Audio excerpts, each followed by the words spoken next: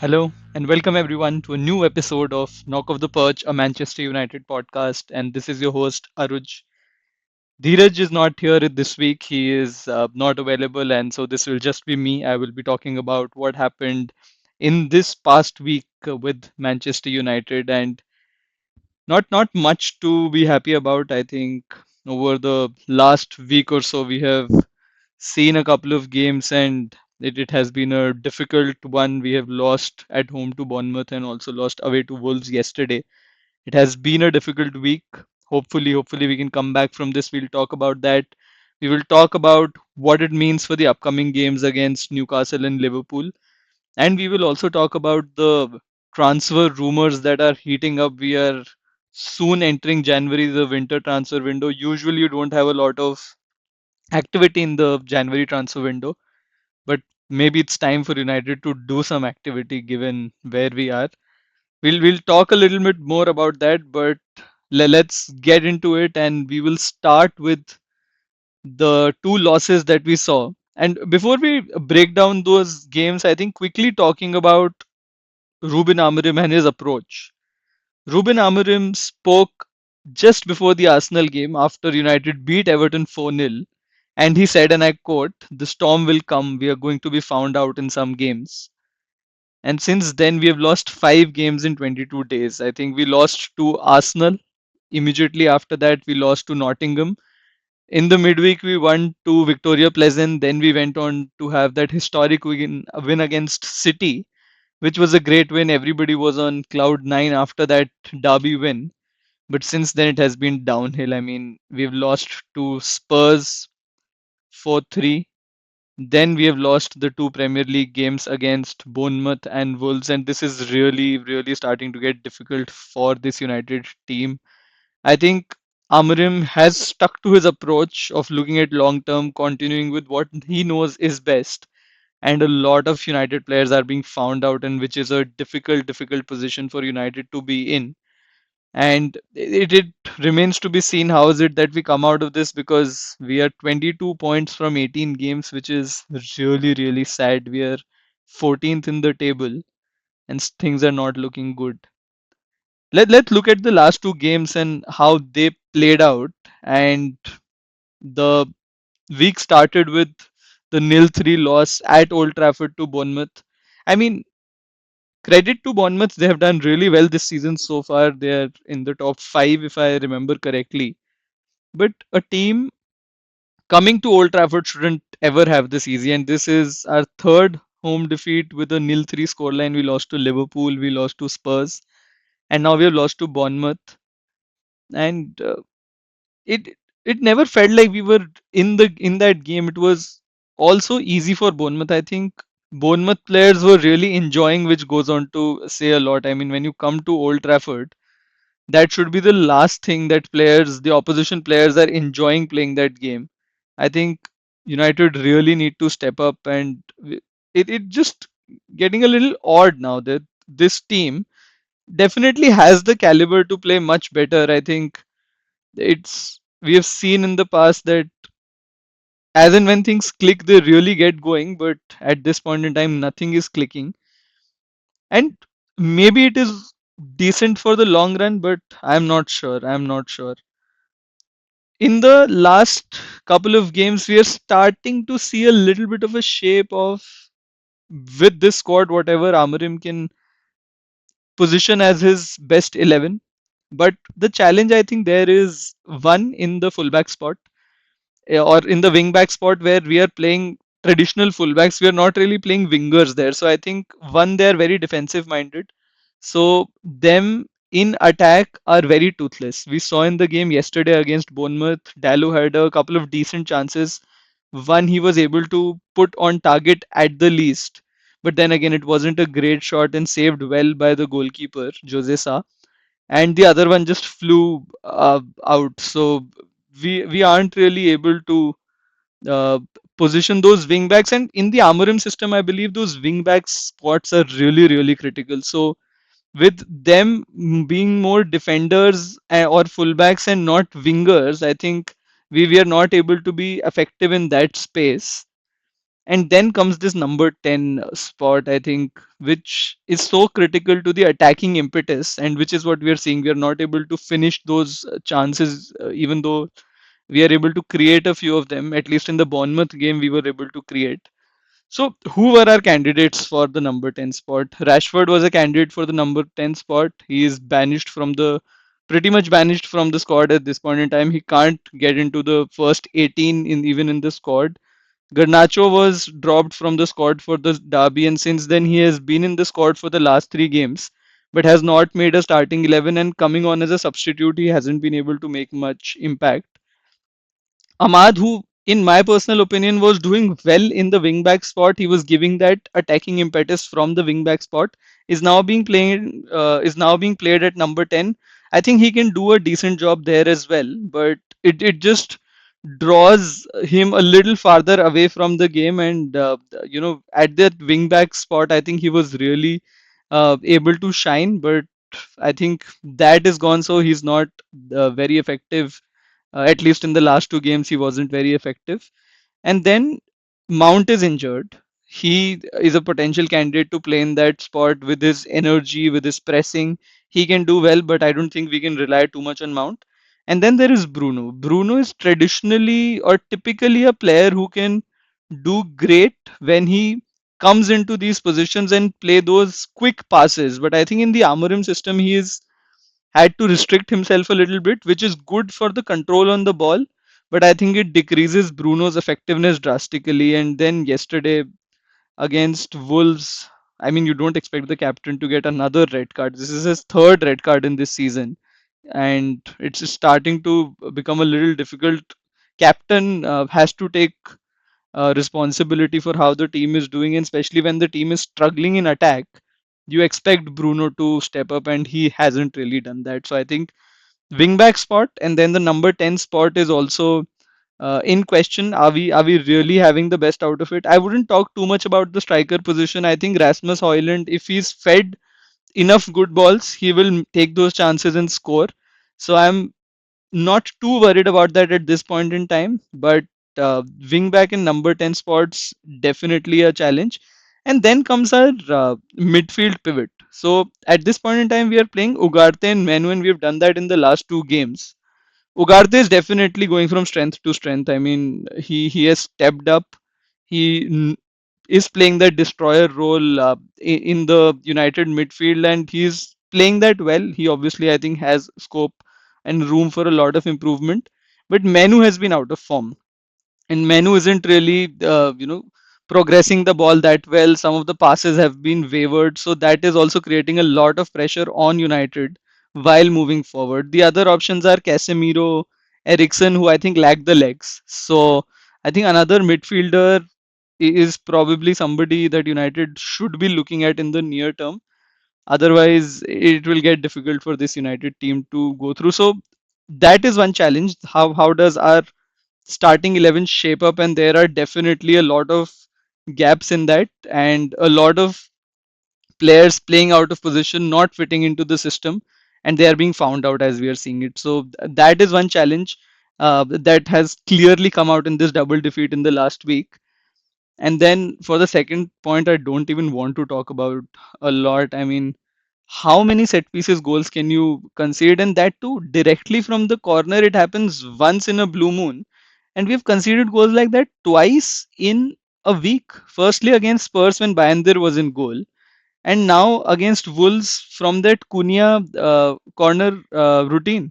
And Cunha after the game spoke about the fact that he has been trying those shots where directly from the corner you try and position the ball in. So it's clearly coming out as a weakness of this United team, which is bizarre. I mean, a team like United can't be conceding like this. Amorim, I know he defended that Bayern goal where there probably was an elbow involved in yesterday. There's probably Wolves players back, which was uh, almost stopping Onana from getting to the ball. But these are not excuses for a top class team or a world class team to give when you're conceding directly from corners. I think that's absolutely bizarre, and I think now it has been many games in a row where we've been conceding from set pieces. We have changed our set piece coach mid of the season, and I don't know how great that a decision has been. And if you have to go by the recent outcomes, I don't think this switch is working for United. We need to make some progress on that quick, because it's really starting to get a little difficult on the set pieces. Every team is targeting United, almost bullying United there. So we really need to step up there. Now, one more pattern that I saw in the games against Bournemouth, at least, I think we had a lot of shots. We had some great big chances as well. We created four big chances against Bournemouth, but we were not able to finish those. And initially, Zirkzee was on the pitch. Eventually, Rasmus Højlund was on the pitch. Bruno had a lot of chances. Ahmad had a chance against Bournemouth, but we were not able to finish those chances. And I'm beginning to think that it is not just about being able to get into the right positions. It is also a little bit of a mentality factor. I think some of these players are not in great form, so I think that must be going on. A lot of players are having to adapt to a style of play, so there a lot of their mental thought process is being going into, okay, what should be my next step as per the new Amorim system. And maybe they're not being their natural self, which is where they're not creating converting these chances. But that said, I don't think it's totally down to the Amorim system. I think even in Eric Ten Hag's time, this Premier League season itself, we had similar challenges. We were able to create a lot of chances, but not put the ball through. And if you really deep down ask me, we haven't really had a top class striker in some time now. If I go back, who was the last top notch striker? We had, okay, Ronaldo. Obviously, we had Ronaldo in between, who was the elite finisher. Then if we go back, maybe Edison Cavani to some extent, but he was again in and out of the team. And we had Romelu Lukaku, who was again after that one season, he got really bad in the next couple of seasons. Maybe Zlatan Ibrahimovic. So I think who had a neat finish in him. So it goes a long back. In last 7 8 years. If we are able to count in one hand how many of proper strikers we have had, I think that goes on to show the challenge there. And it I don't know, we spent close to 300 odd 300 400 million in the last 2 3 transfer windows. And had we spent that right, probably we could have had an elite striker, and we don't. So I think maybe that is the problem. But yeah, some of this is starting to really show up up front. Even against the game against Wolves, although we didn't create as many clear chances, but we had a high possession against Wolves also in the first half. I think it was in the final third we were not able to find that attacking pass or the right pass in the final third, which can lead on to a goal. So where we didn't have a lot of big chances, but we have a lot of possession against Wolves. And I thought, a lot of that will continue in the second half, and we will be able to find that goal. But Bruno red card really changed all of that. And after that, I didn't see us coming back. I mean, 0-1 down against a team which is having a new manager bounce.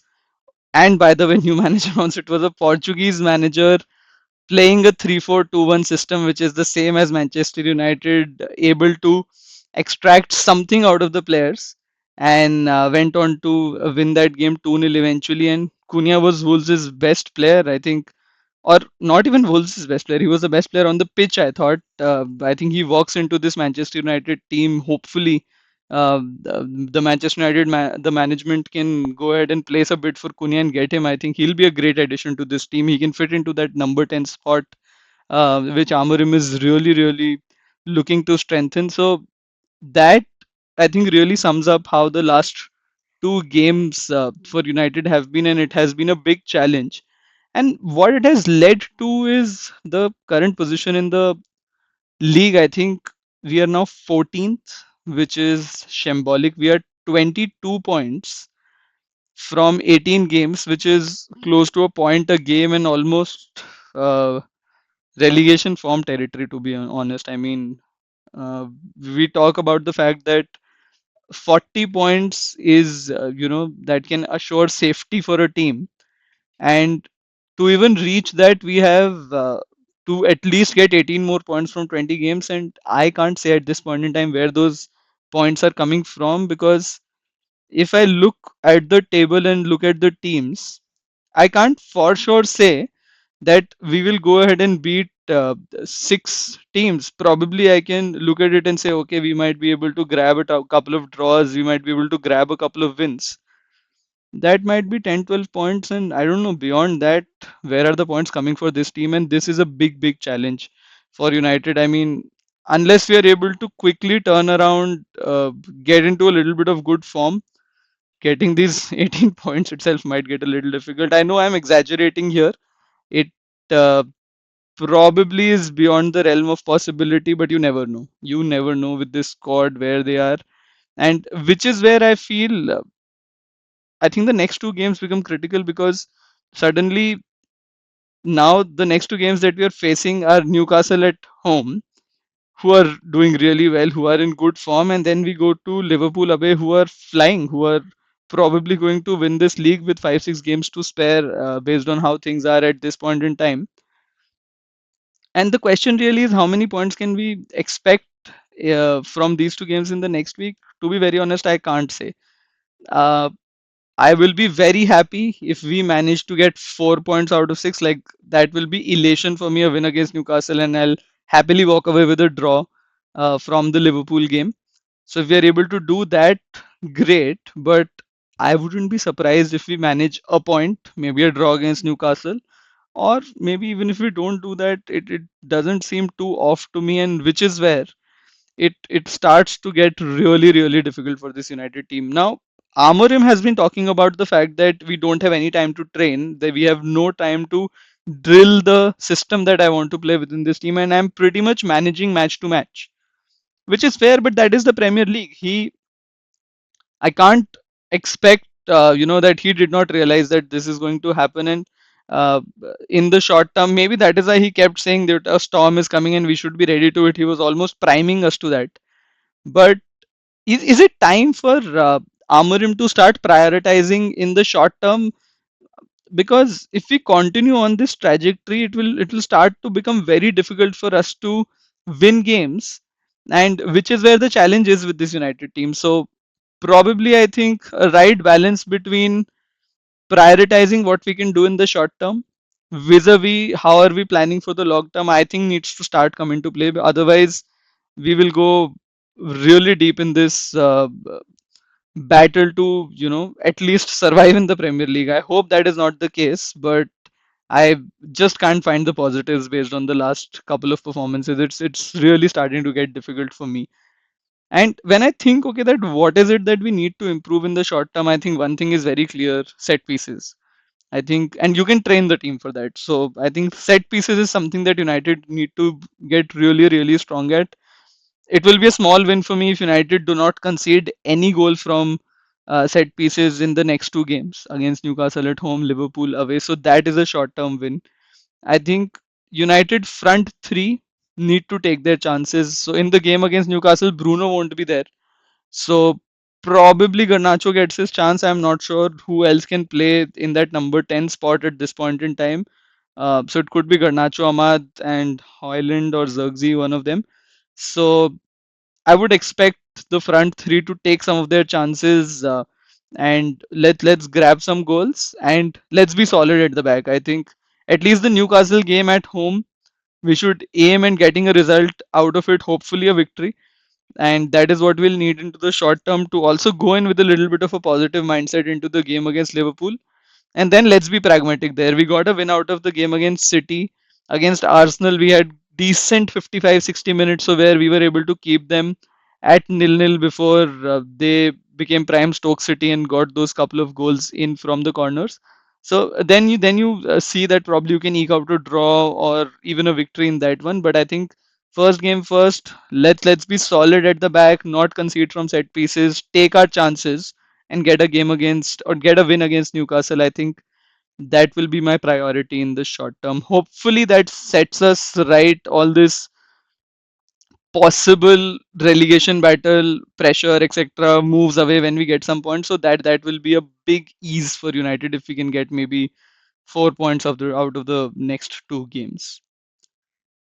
Now, we've been talking a lot about the fact that this United team requires a lot of rebuild, and we are approaching the winter transfer window very quickly. We are on 27th December today. In another 3-4 days time, the winter transfer window will open, and we are starting to hear some of the rumors. Right, it's getting into a position where we are starting to figure out, okay, possibly there are some players in this team who could be shipped out, and we'll talk about that a little more. But in terms of the positions that are there for us to focus on, I think left wing back is definitely, we need a proper winger sort of a wing back play, or a full back player who has transformed into a winger, or a winger who can play with a defensive mindset as well, or somebody who's now starting to specialize in that spot. And we have been hearing rumors about Federico Di Marco there. Uh, so Federico Di Marco playing for Inter Milan, he pretty much plays in that left wing back sort of a position. So Inter Milan, from what I was able to see, are playing a 3-1-4-2 sort of a position. So they have three at the back, then have one sort of a holding midfielder in front of that, and then four wingers and two strikers. Sorry, four midfielders and two strikers. And those out of the four midfielders, the two on the left and the right are pretty much playing as wingers, but then they give cover at the back as well. And which is where on the left side is Federico Di Marco, who's been playing there. So I think he is well accustomed to this sort of a formation, or this sort of a position, which Amorim also demands from their left wing back. So he could be a good addition. We are hearing some rumors emerge for Federico Di Marco as well. So that is one position. Then there is the number 10 spot, and I think we are hearing a few rumors. I think even Cunha, I think a lot of fans were talking about yesterday during the game that Cunha is probably giving an audition for a Manchester United spot, and he did really well in that spot. So it could be him. Or we are also hearing Spanish player Nico Williams. He could be a potential player who could come in that spot, and I think that is contingent upon what happens with Marcus Rashford. So if Marcus Rashford were to be sold in January, he could be somebody who could come in uh, and could be a good fit for the number 10 spot. I haven't seen a lot of La Liga, but I saw him in the Euros. He was really good. I think he was really solid. So I will be happy if a player like Nico Williams were to come in. So that would be great. And then all again, I think center midfield is a spot where we are seeing Ederson rumors come through. So Ederson playing for Atlanta, I think he could be a good progressor. He is somebody who could be a great addition to the center midfield. I just spoke about the fact that right now we aren't seeing a lot of possible options apart from the Ugarte Menu combination, so that it could be a good competition for Menu there, and he could probably walk into that starting 11 as well. So I think he could be a good one. We don't know what happens there. But all of this will be contingent upon who are the outgoings, because I think we are in significant financial pressure as well. So unless we have outgoings, I don't see some of these moves happening in January. And a prime candidate for outgoings is none other than Marcus Rashford. He's been out of the squad for last 4 games now, and about time that we are able to take a decision on him, because he's a player sitting on high wages, has potentially decent value in the market as well, and he's, I mean, too good to not even be involved in the squad. So if not for Manchester United, I think he should be playing somewhere else. So if it is as early as January where some of that move happens or not is yet to be seen, but he is a prime candidate to be sold. And then recently, as recently as today, yesterday, we are hearing rumors about Garnacho potentially a bid coming in from Atletico Madrid for 60 million euros. So I think that could be a big one if that has come through. And when I saw some of those rumors on Twitter, I was a little surprised, and I started to think whether, see, Garnacho definitely has potential, no doubts about the fact, but has he done enough to demand or command a 60 million euro fees? Maybe not, is what my initial thought process was. And if Amorim is not really up to using Garnacho so much, will it be worth getting those 60 million? Maybe, but then that factor starts to come in, that he is raised in the academy in the recent years. He has done decently well for a young player, and he definitely has potential to become that superstar. So will it be wise to sell a player like him? But I don't know, man. I at this point in time, I just hope that the management is backing the manager and they do what it takes to get him the right players to play his system, because clearly he is not changing his system. He is sticking to his system, and we need some of those players to come in fast. Otherwise, this season could go from worst to worst very, very quickly, and which is where I think we need to come out of this very quickly. So yeah, I think that is what all I had to discuss. I mean, 25 minutes is not bad for a solo pod, and we will come back to you soon. Dheeraj will be back for the next one where we will discuss some of the games and how they play out, and we will hopefully be in a better position come new year. We will hopefully be able to make some additions to this team and build on from here, get into better positions as soon as possible. And yes, thanks for listening in. And in case you have any thoughts, in case you have any comments, do share that with us. Happy to take any sort of feedback. And yes, as always, this is our perch. Let's knock him off. Until next time, stay united.